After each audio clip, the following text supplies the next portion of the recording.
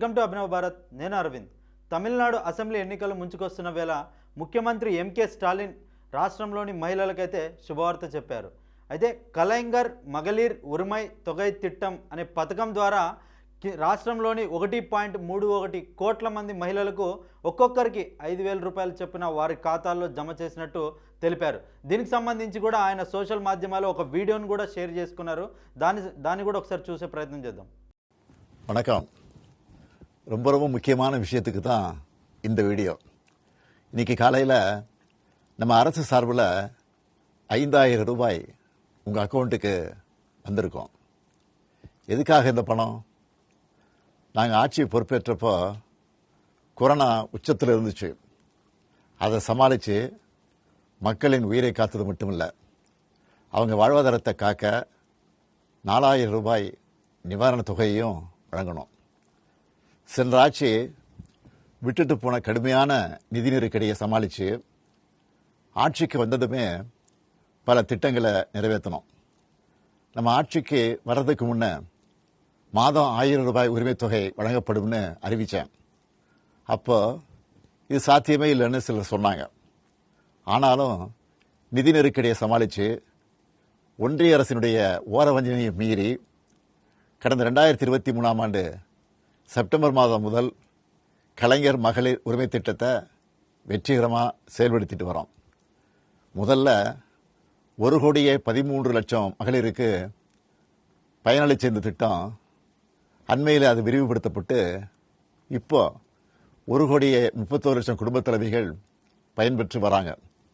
இது வெறும் நிதி உதவி இல்லை, சமூகத்தில் பெண்கள் ஆற்றும் பங்களிப்பை అంగీకరింపదற்காக கொடுக்கப்படுகிற ఉరిమై తొగై. చూసారుగా, ప్రభుత్వం నెలవారీ సాయంగా మహిళలకు 1,000 రూపాయలు అందిస్తుండగా ఈసారి ఫిబ్రవరి, మార్చ్, ఏప్రిల్ నెలలో మొత్తం కలిపి 3,000 రూపాయలు మరియు అదనంగా సమ్మర్ స్పెషల్ కింద మరో 2,000 రూపాయలు కలిపి ఈ మొత్తాన్ని మహిళా లబ్ధిదారుల ఖాతాల్లో జమ చేసినట్లు చెప్పారు. అయితే మొదట 1.13 కోట్ల మంది మహిళలు లబ్ధి పొందగా ప్రస్తుతం అయితే ఈ పథకాన్ని 1.31 కోట్ల మందికి విస్తరించినట్లు ఆయన పేర్కొన్నారు. అంటే దాదాపుగా 20 కోట్ల దాకా పెంచారనమాట. అదేవిధంగా ఏప్రిల్, మే అసెంబ్లీ ఎన్నికల్లో తమ ప్రభుత్వం తిరిగి అధికారంలోకి వస్తే మహిళా లబ్ధిదారులకు మరొక 2,000 రూపాయలు పెంచుతామని కూడా ఆయన వీడియోలో చెప్పడం మనం చూసాం. అయితే అదేవిధంగా ఇప్పటిదాకా ఏదైతే పథకం అమలు చేస్తున్నారో దానిని మొత్తం అయితే ఈ 2,000 ప్లస్ 1,000 రూపాయలు పెంచే విధంగా అయితే ప్రభుత్వాలు అడుగులు వేస్తుందని చెప్పేసి ఆయన వెల్లడించారు. ఏదైతే ఈ పథకం మహిళలకు 1,000 రూపాయలు ఇస్తున్నటువంటి పథకం ఉందో దాన్ని ఆపడానికి ప్రతిపక్షాలు చాలా పన్నాగాలు చేస్తున్నాయని చెప్పేసి వీటిపైన కోర్టుకు వెళ్ళేందుకు కూడా ప్రయత్నిస్తున్నాయని చెప్పేసి కూడా ఆయన వెల్లడించారు. అంటే ఈ పథకం కన్నా ఎలక్షన్ ముందు వెళితే ప్రజలు ఆకర్షితులు అవుతారని చెప్పేసి ఉద్దేశంతో దీని ప్రతిపక్షాలు అడ్డుకుంటున్నాయని చెప్పేసి ఆయన వెల్లడించారు. అయితే ఇది ఏమవుతుందంటే చాలామంది దృష్టిలో మనం బీహార్లో చూసాము, ఎలక్షన్ ముందు మహిళా రోజ్గార్ అనేటువంటి పథకం ద్వారా మహిళలకు డబ్బులు వేయటం చూసాం.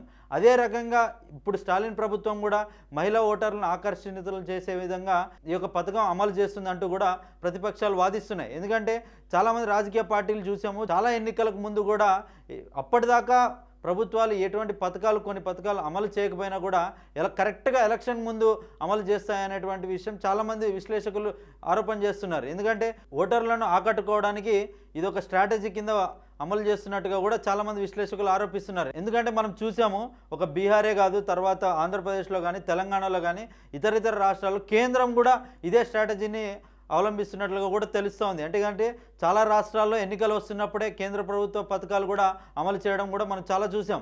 సో తద్వారా ఇప్పుడు ప్రతిపక్షాలు ఏమంటున్నాయంటే ఇప్పుడు స్టాలిన్ కూడా అదే స్ట్రాటజీతోనే ఇప్పుడు ఈ పథకం కింద 3,000 రూపాయలు మరియు అదనంగా రాబోయేటువంటి ఏప్రిల్, మేకి సంబంధించినటువంటి డబ్బులు కూడా ఒకటేసారి జమ చేయడం అనేటువంటిది మహిళా ఓటర్లను ఆకర్షించేకే ఈ పథకం విడుదల చేస్తున్నట్లు కూడా ప్రతిపక్షాలు ఆరోపిస్తున్నారు. అదే దీనికోసం కోర్టుకు వెళ్తున్నారు అని చెప్పేసి కూడా స్టాలిన్ కూడా వ్యాఖ్యానించారు.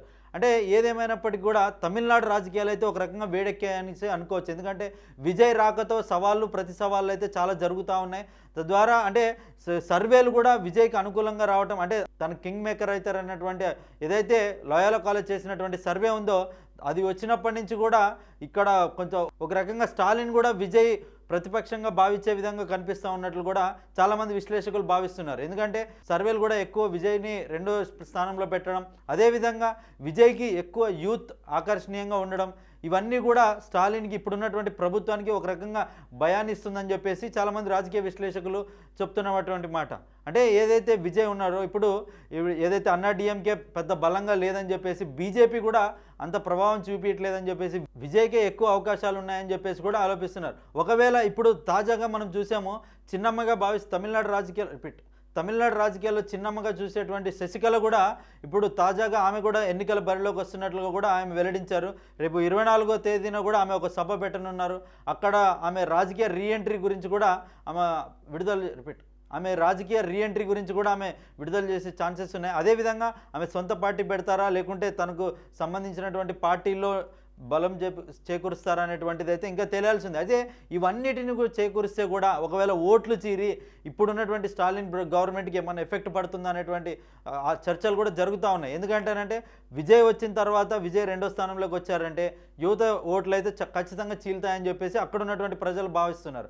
అదేవిధంగా ఇప్పుడు శశికళ ఇంపాక్ట్ ఒక 2 to 3% ఉన్నా కూడా అంటే ఏదైతే డిఎంకేకి కానీ అన్నా డిఎంకేకి కానీ ఎఫెక్ట్ పడినా కూడా అటు అన్నా డిఎంకే వెనకబడే ఛాన్స్ ఉంటుంది, లేదంటే డిఎంకే వెనకబడే ఛాన్సెస్ కూడా ఉంటుందని చెప్పేసి కూడా చాలామంది అక్కడ ఉన్నటువంటి ప్రజలు ఆలోచిస్తున్నారు. అయితే ఏది ఏమైనప్పటికీ కూడా డిఎంకే తన ప్రభుత్వాన్ని మరొకసారి నిలబెట్టుకునేందుకు మరొకసారి ప్రభుత్వం అధికారంలోకి వచ్చేందుకు అయితే ఆలోచన చేస్తున్నట్టుగా ఈ పథకాలు రిలీజ్ అయితే కొద్ది రకంగా అలాగే కనిపిస్తూ ఉన్నాయి. ఎందుకంటే ఒకటేసారి అంటే జనవరి నుంచి ఇవ్వాల్సినటువంటి ఏదైతే పథకం నుంచి డబ్బులు ఇవ్వాలో అది అప్పటి నుంచి ఇవ్వకుండా సడన్గా ఇప్పుడు ఇవ్వటం, అదేవిధంగా మరి రాబోయేటువంటి 2 నెలలకు కూడా కలిపి ఇవ్వటం, అదేవిధంగా పెంచే ఆలోచన ఏదైతే ఉందో 2,000 రూపాయలకి అది కూడా ఇప్పుడే ప్రకటించడం, ఇవన్నీ కూడా స్టాలిన్ మరొకసారి ప్రభుత్వం అధికారంలోకి రావడానికి ఆల్రెడీ స్ట్రాటజీలు అయితే ఇంప్లిమెంట్ చేస్తున్నట్టుగా అయితే కనిపిస్తూ ఉంది.